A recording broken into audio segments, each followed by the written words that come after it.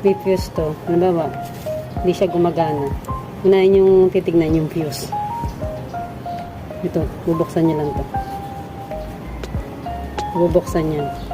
Sa vacuum to Tapos itong maliit na to, huwag yan iwawalain to. Kasi ito yung pinakaano sa kuryente. Yan. Pagtatanggalin nyo yung fuse, tingnan nyo mabuti to. Kasi meron siya malilito. Ito, spring niya. Balik mo yan sa ilalim yan.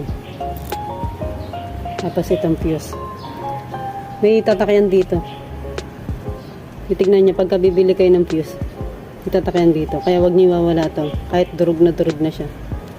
Okay, babalik mo lang yan siya ganyan. Kasi ito, ibabalik mo.